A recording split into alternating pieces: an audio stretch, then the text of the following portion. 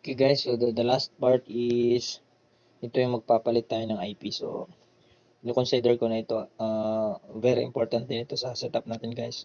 Kasi nga para iwas tayo sa conflict. So, hanapin ko lang yung test mode, click nyo lang. Tapos, yun, connecting.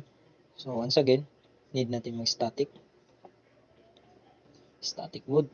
So, kailangan master talaga natin yung static mode kasi nga hindi tayo makakapag-set up without this technique. Okay? So, madali lang to guys as long as you have an idea and of course, sundan lang yung video. Okay? So, basta wag nyo lang i-same yung IP address na nilalagay dyan. At the same time, wag nyo ilagay yung 100.1 para wala tayong conflict. Okay, so yun, bilisan natin. So, forward lang natin ito mamaya. Check. Tapos, yan, vertically connected.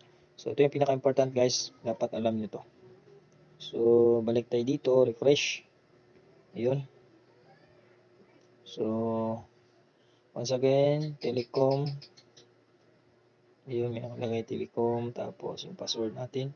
So, yung password nito guys, hindi na default. Kasi nga, yun yung pinakauna natin set up. So, stricto tayo pagdating sa security para iwas hack. Okay, so advance. Then, punta lang sa LAN. Tapos, punta dito sa LAN host. Okay, so para iwas conflict, lalong-lalo na doon sa mga same 5v5. So, ito yung hindi nila alam.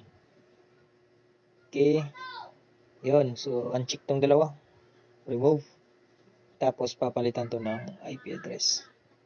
Okay, so, it's up to you kung ano yung IP address lalagay nyo. So, sa akin, ito yung nilalagay ko.